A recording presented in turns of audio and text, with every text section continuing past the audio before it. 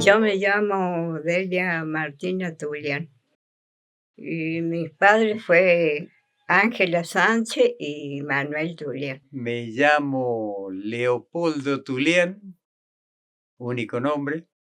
Nací en Santa Isabel, según lo que me dijeron. Si lo tengo que recordar, me da nostalgia, porque teníamos todo al alcance de la mano y éramos pocos habitantes y muy solidarios, por sobre todo muy solidarios.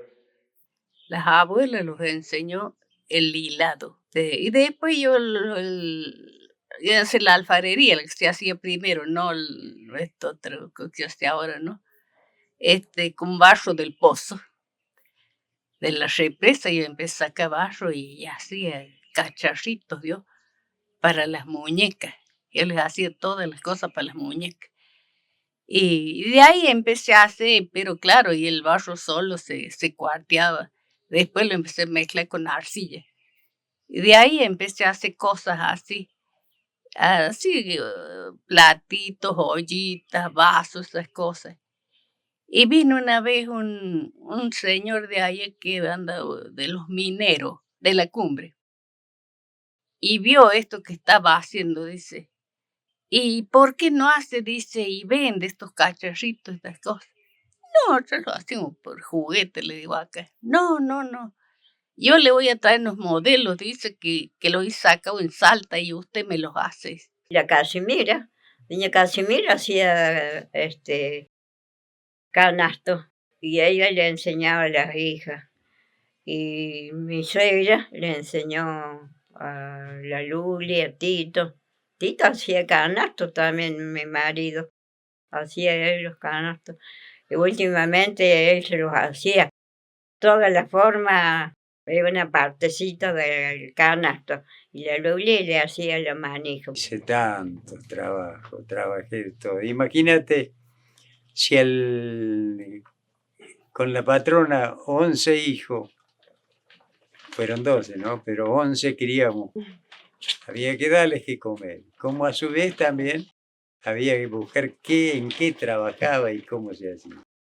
Así que hemos aprovechado todo este tipo de cosas, lo hemos aprovechado con la sabiduría esto de sembrar el maíz, el choclo, la batata, todo lo que sea siembra, vámonos más. Bueno, después cuando empecé a trabajar en el cuero ya me fui a muy arriba, muy hondo ya. Sí, eso ya necesité mucho tiempo, pero tan es así que te conozco yo un cuero, saca una lonja, ¿no es cierto? Un cuero, y te voy a decir si es de animal macho o de hembra. Porque por la situación en que está el cuero. Para mí el hecho de tener libertad para hacer tareas me hacía sentir muy seguro y hasta cierto punto después comprendí que la palabra orgullo era muy importante, ¿no? Pero eso fue lo que él me transmitió. En realidad los dos, porque ellos eran personajes de hacer muchas cosas, ¿no? Porque en aquel entonces las dificultades siempre estaban, como en todo momento del Estado, pero ellos se la sacaban, salían del paso haciendo cosas muy simples, ¿no? Como tareas de atender animales, agricultura, muchas cosas que hacía que la vida fuera mucho más linda, ¿no? Sin demasiado contratiempo, porque no teníamos que pagar impuestos, no había ese compromiso con el gobierno, que hoy nos tiene de mal traer, digamos, ¿no? Entonces todo eso hacía que fuera mucho más fluido. Con la crianza de animales y lo que se cultivaba y lo que se hacía en la tierra, nos sobraba para vivir bien. Unos eran cocinados con guano de cabra y otros con guano de vaca, con esos dos. Los guanos de cabra son negras y las de vaca con los ladrillos. Y después empecé a hacer ollas para la mazamorra, cántaros para el agua. Hoy he hecho mucho, sí. Porque en ese tiempo no había agua corriente, había que al agua del canal y colarlo yo, y por tenía que haber cántaros para colar el agua para tomar. Y de ahí se iba haciendo. Y después seguimos hilando y mi hermana quería tejer. O sea, la lana que hilábamos, la teñíamos también. Y entonces papá le consiguió el envolvedor y el otro para tirar la tela, que ahí los he traído, ahí los tengo. Y le armó un telar. Y entonces busco una señora que hacía doña Manuela Capdevila. Así que de ahí empezó a hacer cosas así, y la gente empezó a pedirle que les haga ponchitos para los chicos, todo eso. Y seguimos haciendo, y claro, y después como fue el milagro de la Virgen de Lourdes, cuando no teníamos agua. Fueron 10 meses que no llovió. Era un invierno en pleno verano, me acuerdo. Y claro, de ahí se hizo ahí, entonces ya se hizo muy conocido ahí por eso, por el milagro que hizo la Virgen. Sí. Claro, y toda la gente iba a preguntar cómo era, cómo hicieron para conseguir eso. Y claro, tenía una sobrina, mamá de Córdoba, que había venido a visitar y le trajo en una virgen.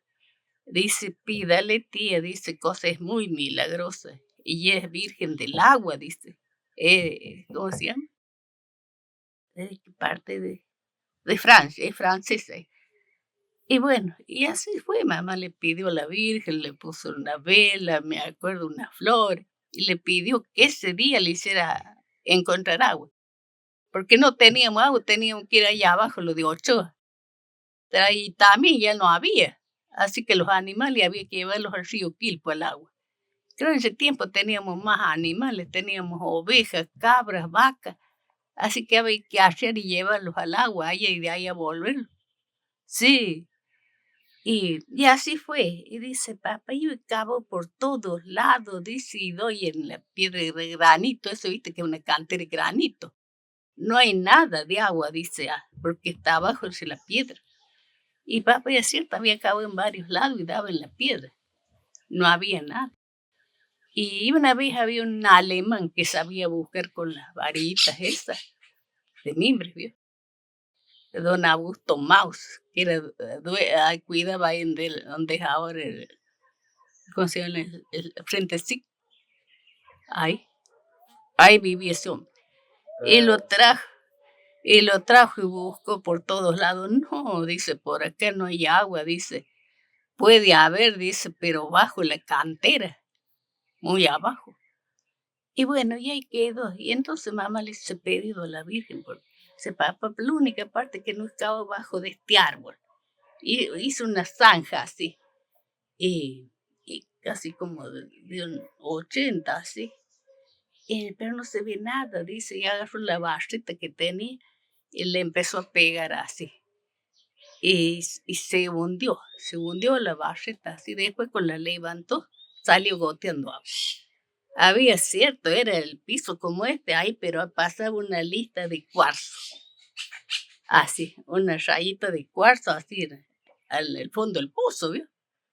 Así que ahí de cuando se sacó la barrita, así empezó a salir el agua para arriba. Y de ahí quedó, así que ahí lo limpiaron todo con mis hermanos, porque es tosca toda la vuelta, ¿vio? Así que limpiaron bien y dejaban cada rato íbamos a ver nosotros si salí. Y sí, salí así como una perita para arriba. Y sí, al mediodía ya había como medio metro de agua. Y así quedó. Al otro día ya estaba lleno. Así que de ahí sacamos y le dimos a las vacas, las ovejas, todo, y los alcanzó el agua. Sí. Y después vino un cura a ver el milagro. Eso mucha gente fue a ver cuando encontramos el agua. Y dice, si esa agua les alcanza, dice, para el consumo de la casa, no se cabe un centímetro más. Se deja así como está. Y ya se ha quedado hasta ahora. Y ahora está lleno cada vez, mire que llenan los tanques de ahí del baño, de la cocina y de acá del galpón. Alcanza el agua. Y siempre está lleno cada vez más. Casimira era la partera de San Marcos. Todo los curaba con remedios caseros. Antes, ve que nada de remedios comprados, todos remedios caseros. Yo los míos los he criado también con yuyos así, haciéndole aceite con manzanilla, aceite para los empachos también, los empachos, para darle la leche con un ramito de tala, con un poquito de tala, y le echaba así un tecito mezclada con la leche. También la jarilla es buena para bañarlos, para los chicos, para que no tuvieran. La tusca también, porque la tusca es buena también para las infecciones. La hoja de la tusca. O cuando había alguna herida, viste que se hacía el agua de tusca para lavarle a donde estaba la herida. ¿Cómo es?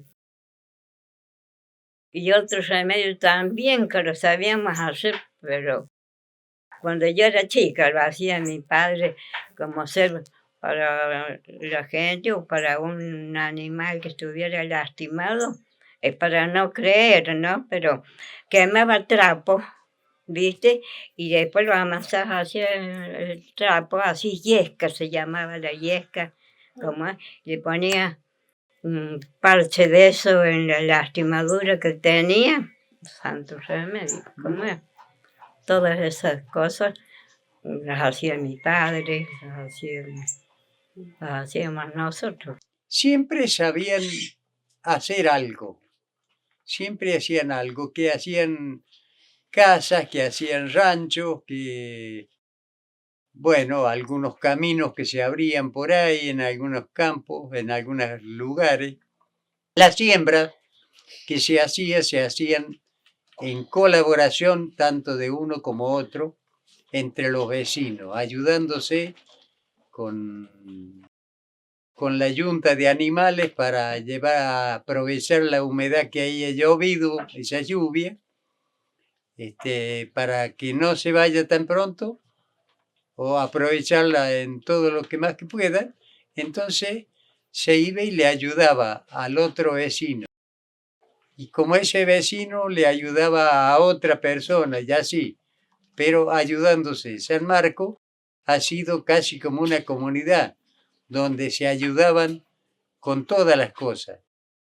Tan es así que las acequias que hoy están con el mismo nivel que lo hicieron aquellos ancestros, con el mismo nivel, porque se guiaban del agua.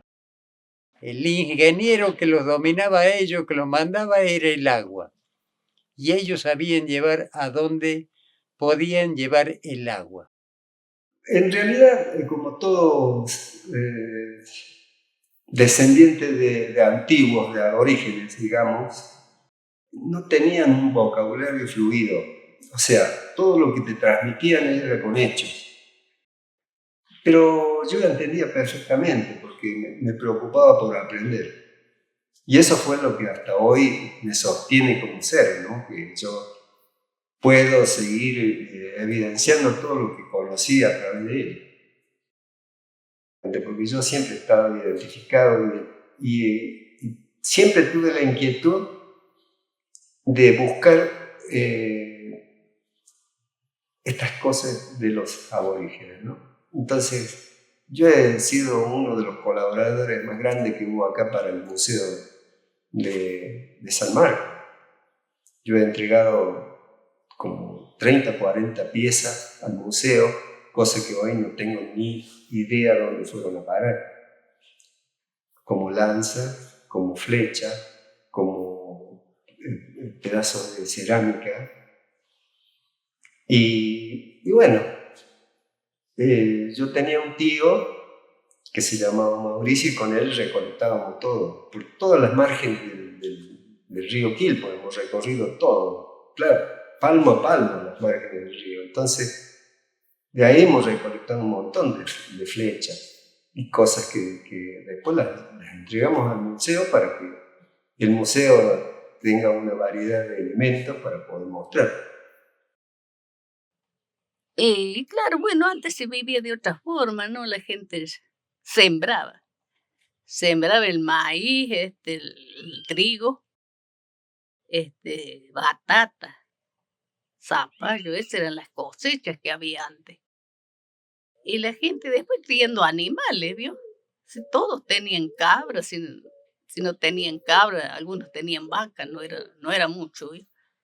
Pero y así vivía la gente del campo, carneaba y entre vecinos se prestaban carne. Ahí en casa así lo hacía. Venía el vecino, le pedía media red y después carneaba él y le devolvía esa media red de carne, ¿vio? Y así que hacían charque y todo eso, así que tenían para comer bien todo el año, digamos. Así que, claro, ya me acuerdo en casa sabíamos carnear ahora en estos meses, sabía hacer los capones de oveja. Todos compartíamos, de salir hacia los vecinos, ir a tomar mate, íbamos a comer. No sé si vos la conocías a la madre de Isabeliano. Bueno, ahí vivía ella. Y de ahí en la tarde se venía ella para acá, porque ella quedaba solita, con Isabeliano, don Ceballos. Y se venía, ella me decía, Delia, vengo a tomar mate, bueno, pasa, doña Fel. Y sabe, le digo, los chicos por hoy no me creen, pero yo le digo, vamos a preguntarle a la Eva, mi hermana, y ella se va a decir si es cierto o es mentira mía. Le digo que les cuento a los chicos. Ella venía con la hierberita, el mate, yo ponía nada más que el agua caliente. Tomábamos mate y así. Después compartíamos con la tía de Tito, de ir a comer ahí. Siempre comíamos ahí con ellos y comíamos. Pero igual como ser que amasábamos, ¿no? Con la levadura casera. Y una a los otros los prestábamos la levadura. O si no, yo amasaba y me decía, ¿me sacas una levadura para mí? Yo le sacaba y así cuando amasaba una levadura para ahí, levadura seca. ¿Y qué pan? Hacías el pan para una semana, que te duraba el pan. Para los demás jóvenes, yo les aconsejaría, y siempre les aconsejé, de que se empleen cosas buenas, en cosas provechosas que sean. Y bueno, y dándose la colaboración entre ellos mismos, como ser en la escuela de folclore, todo el grupo, en la escuela de los grados, que se ayuden unos a los otros, que se ayuden. Yo tenía por costumbre en la IPEA, donde daba cursos de trenzado, y claro, en los grupos hay de todo. El que empezaba a molestar, vaya. Vaya, usted no tiene interés de aprender. Si quiere molestar a otro, no, vaya, siga otra cosa para él. No. Pero en esto no. Y formaba cuerpos, pero vieras con qué entusiasmo tenían. Y bueno, que siempre anden bien, que siempre tengan trabajo y que sean unidos. ¿Ves? Porque los seres unidos, comportarse bien. Porque la juventud es, bueno, siempre pido eso para los chicos. Me encanta cuando van a las peñas, que no me pierdo peñas, porque como bailan. Bueno, yo creo que el enraizarse en estos lugares es importantísimo, porque eso te crea una forma de, ¿cómo te puedo decir? De sentirse dueño o hacedor de este lugar. Para mí, que se quieran despojar de la parte natural, me parece que no es lo correcto. Yo creo que el seguimiento tiene que ser de seguir con los pies en la tierra, como decimos ahora, ¿no?